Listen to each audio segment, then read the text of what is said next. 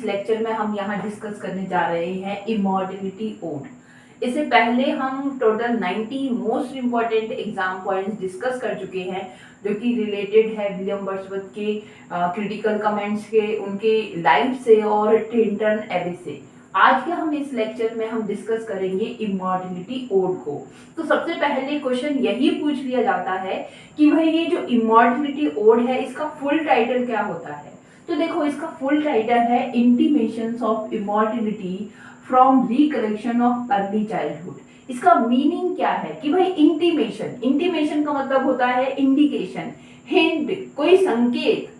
तो संकेत है ये जो पोइम उन्होंने इतनी बड़ी लिखी है इमॉर्टलिटी ओड, तो ये क्या है, ये संकेत है। और किस चीज का संकेत है, इमॉर्टलिटी का। इमॉर्टलिटी मीन्स अमर हो जाने, अमर तत्व का, अमर होने का, ठीक है, लिव फॉर एवर, ठीक है। तो इंटीमेशंस ऑफ इमॉर्टलिटी और कहां से, फ्रॉम रिकलेक्शन, उनकी फिर से क्या है, यादें, रिकलेक्शन, रिमेम्बरेंस, और कहां से, अर्ली चाइल्डहुड, कि भाई प्रारंभिक जीवन की, प्रारंभिक बचपन की जो यादें हैं, वहां से ऐसी कौन कौन सी चीजें हैं जो कि इंसान को क्या बनाएंगी, संकेत देती हैं किस चीज का, इमॉर्टलिटी का।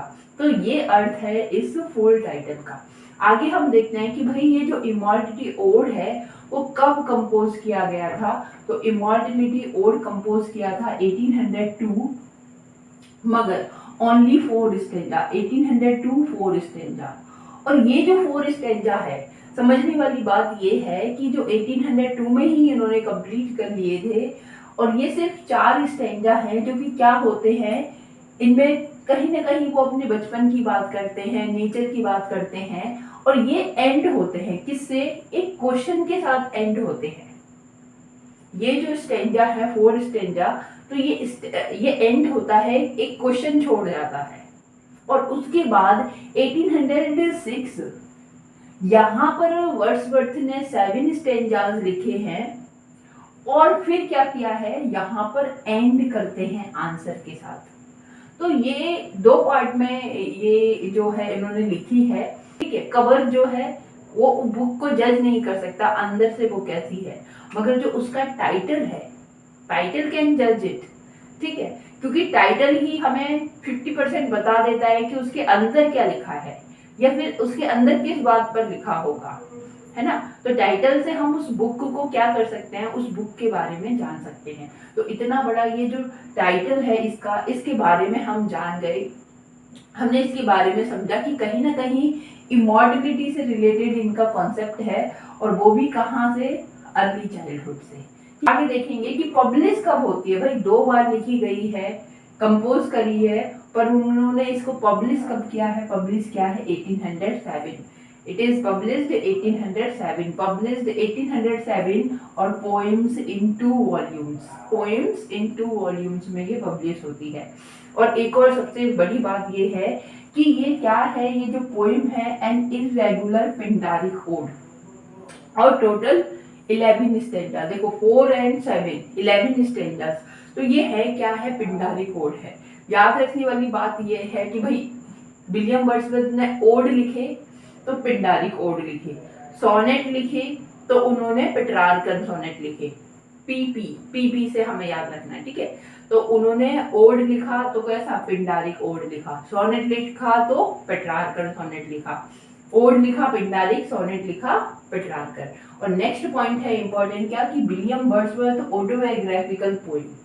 ये जो ओड, इमॉर्टलिटी ओड है, ये कैसी पोएम है, इनकी ऑटोबायोग्राफिकल पोएम है, ये अपनी ही बात करते हैं, ठीक है, अपने ही बारे में इस पोएम में ये बताते हैं कि इनर नेचर कैसा लगता है, इनके चाइल्डहुड में ये नेचर के कितने करीब थे, धीरे धीरे क्या हुआ कि वो नेचर से दूर होते जा रहे हैं, और किस तरह से हम अगर फिर से अपने चाइल्डहुड को फिर से याद करें, जिए, तो फिर से हमारे पास क्या आ जाता है, हम मतलब उस नेचर को और ज्यादा क्या कर सकते हैं, एंजॉय कर सकते हैं। तो इस तरह की थीम, इस तरह की बातें इस पोएम के अंदर दी गई है। ये इनकी एक ऑटोबायोग्राफिकल पोएम है। अच्छा, सबसे मोस्ट इम्पोर्टेंट बात ये है, जैसे कि हम शेक्सपियर्स के प्ले जो पढ़ते हैं तो उसमें हम जानते हैं कि भाई सोर्स क्या है, इस तरह का क्वेश्चन पूछ लिया जाता है कि सोर्स क्या है इस प्ले का, कहाँ से लिखा गया है। उसी तरह से भाई इस ओड इन्होंने ये लिखा है, क्या सोर्स है, कहाँ से लिखा गया है, क्या किसी किसी ने इनको इंस्पायर किया था, तो इसका सोर्स है। और ये इंस्पायर्ड होते हैं किससे, एक बुक है रिट्रीट, और ये रिट्रीट लिखी है वॉगन्स ने। तो वॉगन्स के इस वर्क से वो क्या होते हैं, इंस्पायर होते हैं, और उस इंस्पिरेशन में वो इस तरह का वर्क क्रिएट करते हैं। आगे हम देखते हैं कि भाई आर डब्ल्यू एमर्सन ये भी इसके बारे में एक कोट देते हैं, अपना क्रिटिकल कमेंट देते हैं, और ये क्या कहते हैं कि इमॉर्टलिटी ओड, और ये क्या है, is a high water mark of poetry, कि ये क्या है, ये हाई वाटर मार्क है पोइट्री का, है ना। और एक और इम्पोर्टेंट बात कि भाई ये जो पोएम है इमॉर्टलिटी ओड, इसको 3 पार्ट्स में डिवाइड किया है, और वो भी किस तरह से, 4-4-3। और इसकी जब ये इसके वो 3 पार्ट में डिवाइड किया है तो इसकी थीम भी है, इसके बारे में हम आगे स्लाइड में देखेंगे। तो अभी इस स्लाइड में हमने देखा कि फुल टाइटल क्या है, किसी भी बुक का टाइटल इम्पोर्टेंट होता है, उस टाइटल से ही हमें उसके बारे में पता चल जाता है। और इस बुक का टाइटल है क्या, immortality, intimations of immortality from the collection of early childhood. Compose होती है 1802 में, 4 स्टैंजास, 1806 में इसके 7 स्टैंजास, टोटल इसके अंदर है 11 स्टैंजास जो कि इरेगुलर पैटर्न में लिखे गए हैं। पिंडारी कोड है ये, पब्लिश तो होती है 1807, और इनका जो पोएटिक वॉल्यूम है क्या, पोएम्स इन 2 वॉल्यूम में, पोएम्स इन 2 वॉल्यूम में। और ये क्या है, एक ऑटोबायोग्राफिकल पोएम है। सोर्स इनका जो है वो क्या है, रिट्रीट है, जो कि वॉगन्स की बुक है, वॉगन्स का वर्क है। जबकि R.W. एमर्सन जो है इसके लिए क्रिटिकल कमेंट देते हैं कि ये क्या है, हाई वाटर मार्क है पोइट्री का, और इसको फर्दर डिवाइड तो नहीं, मतलब और भी थीम के अकॉर्डिंग 3 पार्ट में डिवाइड किया गया है, जो कि 4 स्टेंजा और 3 स्टेंजा। अब ये 4-4-3 स्टेंजा किस तरह से डिवाइड किए गए हैं, क्या इसके अंदर थीम है, हम नेक्स्ट स्लाइड में देखते हैं। देखिए, हमने देखा यहाँ पर कि विलियम वर्ड्सवर्थ की ये जो पोएम है इमॉर्टलिटी ओड, इसको 2 भागों में वो कंपोज करते हैं, है ना। First 4 stanzas, and second time वो 1806 में 7 स्टेंजास लिखते हैं। पर यहाँ एक और बात है, उसके बाद हमने देखा कि उनकी इस पोएम को 3 पार्ट्स में डिवाइड किया गया है, और वो 3 पार्ट्स में है डिवाइड किया गया है, वो किस आधार पर, वो कितने स्टेंजास के आधार पर, 4 एंड 3। अब यहाँ पे क्वेश्चन इस तरह से पूछ लिया जाता है कि what are 3 parts of William Wordsworth immortality ode, कि भाई उनकी जो इमॉर्टलिटी ओड है उसके वो 3 पार्ट्स जो है वो क्या हैं। तो देखो, फर्स्ट जो 4 स्टेंजास हैं, पहले जो 4 स्टेंजा हैं वो डिस्कस करते हैं किसका, डेथ के बारे में, और लॉस ऑफ यूथ के बारे में, और इनोसेंस के बारे में। सेकंड 4 स्टैंडर्स जो हैं उनके, वो डिस्क्राइब करते हैं, वो बताते हैं कि हाउ एज कॉजेज मैन। सबसे पहले तो ये डिस्कस कर रहे हैं कि डेथ क्या है, लॉस ऑफ यूथ क्यों होता है, इनोसेंस। फिर ये बताते हैं कि भाई इसके कॉजेज क्या है, how as causes man to loss sight of the divine, कि किस तरह जो 3 स्टेंजास हैं, फाइनल 3 स्टेंजास हैं, इसे याद रखना, क्या एक्सप्रेस करते हैं, वो बताते हैं hope that the memory of divine will allow us, और वो ये आशा करते हैं कि भाई जो दैव्य विल है ना, दैव्य जो पावर है, इच्छा शक्ति है, वो हमें क्या करेगी, अलाउ करेगी, किस लिए, टू सिंपैथाइज, करुणाजनक होने के लिए, और किसके साथ, with our fellow man. Important कि सबसे पहले क्या बताता है कि डिस्कस करते हैं डेथ के बारे में, लॉस ऑफ यूथ के बारे में, और इनोसेंस के बारे में। सेकंड में डिस्कस करते हैं कि किस तरह से जो एज है वो कारण बन जाती है, कि जैसे जैसे हम बढ़ते जाते हैं जो हमारी डिवाइन पावर है वो हमसे दूर होती जाती है। जबकि जो बचपन है, तो बचपन में वो दैवीय शक्ति जो ईश्वर से हमें मिली है, वो हमें याद रहती है। पर जैसे जैसे हम इस संसार में मतलब घुलते मिलते जाते हैं तो वो पावर हमसे दूर चले जाती है। और लास्ट में वो डिस्कस करते हैं और एक होप कि जो हमारी मेमोरी है हम फिर से रिकलेक्शन, देखो रिकलेक्शन वाली बात आ गई, फिर से हम उसको याद करेंगे। तो याद करेंगे तो क्या होगा, ये जो डिवाइन पावर है ये हमें वो अलाउ करेगी, वो फिर से आएगी, वो सिंपैथाइज हमें करेगी किसके प्रति, और लोगों के प्रति। आगे देखते हैं कि विलियम वर्ड्सवर्थ इस पोएम्स में कॉल्स अ चाइल्ड, चाइल्ड को कहते हैं और चाइल्ड को क्या क्या नाम देते हैं। चाइल्ड को कहते हैं कि भाई बेस्ट फिलोसोफर है ना, और क्या है, माइटी प्रॉफिट है, भाई महान प्रॉफिट है, और सीयर, और सीयर भी हम प्रॉफिट को कहते हैं, पर कैसा सीयर, ब्लेस्ड, पवित्र, ठीक है, होली सीयर है। तो जो चाइल्ड है वो वास्तव में ही चाइल्ड क्या होता है कि बचपन में है ना, वो जो अपने मुंह से निकाल देते हैं बच्चे, तो वो क्या होता है, वो कभी कभार सच भी हो जाता है ना। और बच्चे हमेशा झूठ नहीं बोलते, हमेशा सच बोलते हैं, इस तरह की बातें हैं। और उज्जवल भगवान का रूप होता है, इस तरह के हमारे यहाँ पर भी विचार हैं। तो वर्ड्सवर्थ ने भी ये बात कहा है कि भाई बच्चा है तो बच्चा है क्या। देखो एक और बात जो एक्सपीरियंस की जाती है कि भाई एक बच्चा है ना, और एक बूढ़ा व्यक्ति है, बूढ़ा व्यक्ति अपने आप को, और मतलब इन दोनों की कंपनी, एक बच्चे की और एक बूढ़े व्यक्ति की कंपनी बहुत अच्छी कंपनी मानी जाती है कि भाई एक पोता है, पोती है, या फिर दादी दादा दादी हैं, तो उनकी कंपनी बेस्ट कंपनी है, वो हमेशा साथ साथ में बड़े खुश रहते हैं। अब इसमें क्या है कि उस बच्चे को सहारा मिल जाता है बूढ़े का, है ना, दादा दादी का, और उनको क्या मिल जाता है, वही वो लौट कर आ जाते हैं अपने बचपन में।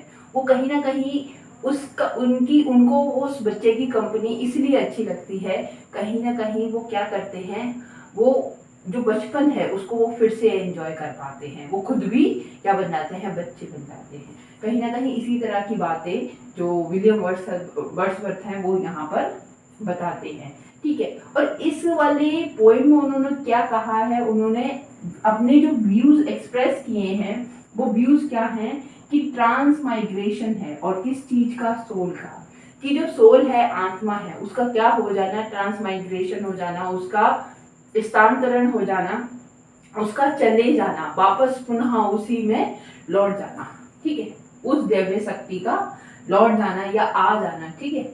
Wordsworth sum up his philosophy of childhood, इस पॉइंट में वो क्या करते हैं, जो उनकी फिलोसफी है चाइल्डहुड के बारे में, है ना, जो उनका दर्शन शास्त्र है, जो इनका ज्ञान है, वो इस पोइम में वो उसको समअप करते हैं, इस पोइम में वो उस बात को बताते हैं। तो यहाँ हमने 3 पार्ट्स देखे जो कि डिस्कस करते हैं। फर्स्ट पार्ट डेथ और लॉस ऑफ यूथ इग्नोसेंस के बारे में, सेकंड पार्ट डिस्कस करता है एज के बारे में, थर्ड पार्ट डिस्कस करता है, बताता है यहाँ पर एक आशा को बताता है, होप को बताता है कि किस तरह से जब हम मेमोरी करेंगे, जब हम उसकी जो मेमोरी है चाइल्डहुड की, वो फिर से हमें अलाउ करेगी सिंपैथाइज होने के लिए।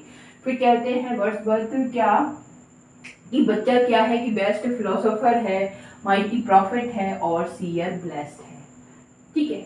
अपने व्यूज एक्सप्रेस करते हैं इस पोएम में, और वो व्यूज कौन सा है, ट्रांसमाइग्रेशन ऑफ सोल, सोल का परिवर्तन होने का, ठीक है। और यहाँ पर इस पोएम में वो अपनी फिलोसफी ऑफ चाइल्डहुड को यहाँ पर सम अप करते हैं। तो नेक्स्ट देखते हैं हम, नेक्स्ट पॉइंट क्या है।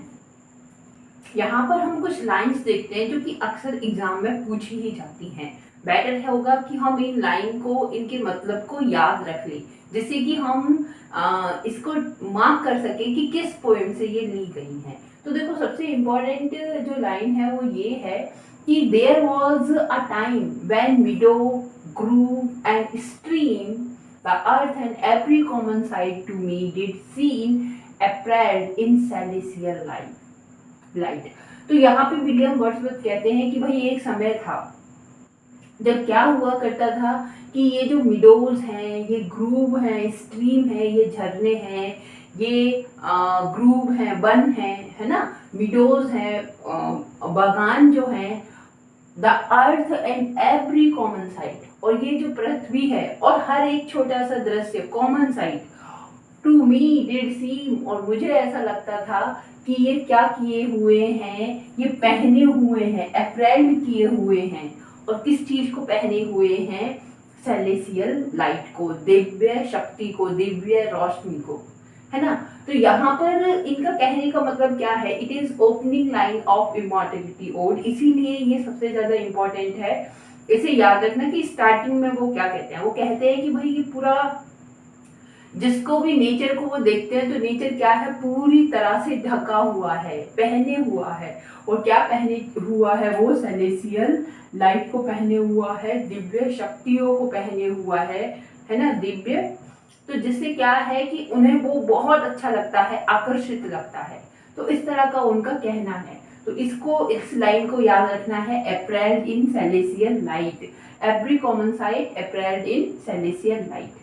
नेक्स्ट है, कहते हैं कि the rainbow comes and goes and lovely is the rose, the moon doth with delight look round her when the heavens are bare, है ना।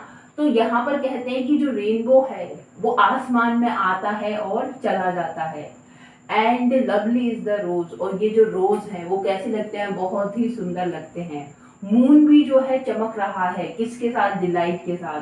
कहते हैं लुक राउंड हर, इस पृथ्वी को, इस नेचर को देखो, है ना। व्हेन, और कब? व्हेन हेवन आर वेयर, जब ये हेवन है, ये जो आकाश है, जब शांत हो, साफ हो, बादल नहीं हो, तो तब इसे देखो, ये कितना ही मनोरंजक, मनोरमा की, मतलब बहुत ज्यादा अट्रैक्टिव लगता है। आगे कहते हैं the cataract blow their trumpet from the steep, no more style grief of mind the season wrong. और यहाँ पर इस लाइन, ये लाइन इसलिए भी इम्पोर्टेंट हो जाती है क्योंकि ये लाइन जो है ना हमें कंफ्यूज करती है। कैटरैक्ट करके, कैटरैक्ट झरना, और एक झरने की बात टिंटन एबे में भी आती है, ठीक है। तो ये लाइन क्या है? द कैटरैक्ट, ये जो झरना है वो क्या कर रहा है? बिलो कर रहा है ना। और कहाँ? देयर ट्रम्पेट, जो अपना क्या है? ट्रम्पेट को, आवाज को, और कहाँ से? स्टीप, जो खड़ी हुई जो ढाल है वहां से गिर रहा है, और वो अपना ट्रम्पेट जो है उसको ब्लो कर रहा है, उसको बजा रहा है। और वो कहते हैं कि झरना जब ट्रम्पेट कर रहा है, वो सॉन्ग अपना बजा रहा है, तो वो कहते हैं कि no more sad grief of mind, कि अभी जो मेरा दुख है ना, द सीजन रॉन्ग, कि ये जो अट्रैक्टिव वेदर है, मौसम है, इसको ये प्रभावित नहीं कर सकता। तो इस वाली लाइन को इसीलिए याद रखना है कि कैटरैक्ट टिंटन एबे में भी आता है, कैटरैक्ट इमॉर्टलिटी ओड में भी आता है, मगर यहाँ पर कैटरैक्ट जो है वो बिलो करता है कैसी साउंड? ट्रम्पेट, और कहाँ से? स्टीप से। ये वाली बात हमें याद रखनी है। नेक्स्ट पॉइंट है, और ये जो लाइन है कि आवर बर्थ, कहीं ना कहीं ये इंपॉर्टेंट इसलिए है, ये सार है, ये समरी है इस पोइम की, ये सार है, इसमें बहुत सारी बातें इस पोइम की ही छुपी हुई है, मेन थीम है ये पोइम की। तो क्या है कि our birth is what a sleep and forgetting, और हमारा जीवन क्या है? जीवन के बारे में उन्होंने बताया है इसमें, क्या है कि सोना है और फिर भूल जाना है। The soul that rises with us our life star, और ये जो आत्मा है जो हमारे साथ क्या करती हैं? उठी हैं, राइजेस विद अस, और हमारी लाइफ की जो स्टार है। नेक्स्ट जो लाइन है, it is also very important, क्योंकि यहाँ पर ये क्वेश्चन पूछ लिया जाता है कि जो 6 years ये child darling of pygmy size किसको कहा जाता है। और आप जानते हैं कि वर्ड्सवर्थ के जो फ्रेंड रहे हैं, कौन? वर्ड्सवर्थ के जो फ्रेंड रहे हैं कॉलरिज, उनका जो बच्चा है उसको डार्लिंग ऑफ पिग्मी साइज के, पिग्मी साइज वो मतलब इस तरह से कहते हैं उसको। और देखो ये क्या लिखा है? बिहोल्ड, देखो, द चाइल्ड, उस बच्चे को, among his new born blesses, कि अपनी जो न्यू बॉर्न ब्लेसेस है, अभी अभी जो जन्मी हुई जो उसकी आनंद है ना, वो देखो उस बच्चे को, वो कितना खुश है ना। और क्या कहते हैं? 6 year, कितने साल का है? छोटे ही तो है, 6 साल का मात्र। और कैसा है, darling of a pygmy size. तो ये जो लाइन है ये हमने देखी इमॉर्टलिटी ओड की। यहाँ पर वो कहते हैं कि ये सारा जो वातावरण है ये ढका हुआ है इसलिए सेलेसियल लाइट से, तो इसलिए हमें याद रख लेना है कि अप्रैल सेलेसियल लाइट। नेक्स्ट में हमें याद रख लेना है कि रेनबो आता है जाता है, और ये क्या है, रेनबो कम और गो, ये किसमें है, इंपॉर्टेंट लाइन है, ये हमें याद रखना है। नेक्स्ट हमें इसलिए याद रखना है कि ये वाली जो कैटरेक्ट है ब्लो कर रहा है, ट्रम्पेट साउंड है स्टीप से, तो ये वाला जो किसमें है, इमॉर्टी ओड में है। नेक्स्ट के हमारा जन्म जो है वो स्लीप है और फॉरगेटिंग है, ये भी इसमें ही है। और वो कहते हैं कि डार्लिंग चाइल्ड किस, darling of a pygmy size, ये किसको कहते हैं, तो ये वर्ड्स बर्थ के बच्चे के लिए ये एड्रेस करते हैं ये बात। तो ये जो पॉइंट है इसे हमें याद रखना है। नेक्स्ट हम देखते हैं और हम देखेंगे कुछ और लाइंस को जो कि इम्पोर्टेंट है। तो लाइन है कि अ वेडिंग और अ फेस्टिवल, मॉर्निंग और अ funeral and his hath, and this hath now his heart, and unto this he frames his songs। तो ये भी बात कहते हैं वो बच्चे के लिए कहते हैं, वो कहते हैं कि भाई चाहे वेडिंग हो, चाहे कोई फेस्टिवल हो, या मॉर्निंग हो, कोई दुख हो, कोई ट्रेजेडी हो, या फिर कोई फ्यूनरल हो, पर ये क्या करता है, and this hath now his heart, वो उसके पास हमेशा उसका जो क्या रहता है, उसका जो हार्ट है, उसका मन है, वो हमेशा उसके साथ रहता है। And unto this he frames his song, तो वो क्या करता है भाई, उसके जो खुद के गीत हैं वो उनको फ्रेम करता रहता है, उनको बनाता रहता है, उनको गुनगुनाता रहता है, उसको सुख दुख शादी ब्याह इन सब से कोई मतलब नहीं रहता। Then sing, ye words, sing, sing a joyous song, and let the young lambs bound, and to the tabor's tongue। ये भाई इसको याद रखना है, टेवर्स साउंड, टेवर्स साउंड। तो ये टेवर्स साउंड वर्ड किस में आया है, इमॉर्टलिटी ओड में आया है। एक लाइन करके ही दे देते हैं, क्यों, क्योंकि ये है बहुत इम्पोर्टेंट। तो वो कहते हैं कि भाई इनको गाने दो, इन वर्ड्स को गाने दो, और कैसा सॉन्ग गाने दो, इन्हें जॉयस सॉन्ग गाने दो। And let the young lambs bound, जो यंग मेमना जो है उसे उछलने कूदने दो, उसे खेलने दो। और वो कहते हैं एंड टू द टेबर साउंड, और कहाँ, इस टेबर साउंड पर, इस ढोल की जो आवाज आ रही है इस पर उसे एंजॉय करना। To me the meanest flower that blows can give thoughts that do often lie too deep for tears. और यहाँ ये जो लाइन है ये लास्ट लाइन है इस इमॉर्टलिटी ओड पोएम की। वो कहते हैं कि मेरे लिए ये जो छोटे छोटे से ये जो मीनेस्ट फ्लावर हैं, है ना, that blows can give thoughts, वो भी कहीं ना कहीं कुछ थॉट मुझे दे जाते हैं कि भाई जो छोटे से छोटी चीज है, छोटे से छोटा फ्लावर भी है, वो भी एक उनको क्या कर जाता है, उन्हें कुछ विचार दे जाता है, थॉट दे जाता है, और जो कि है बहुत ही गहराई में छुपा हुआ है ये भी। तो इस तरह की इनकी ये जो इमॉर्टलिटी ओड है, यहाँ हमने डिस्कस किए important points. I hope this lecture will be worth watching for us, and please like share subscribe it for more. Thank you.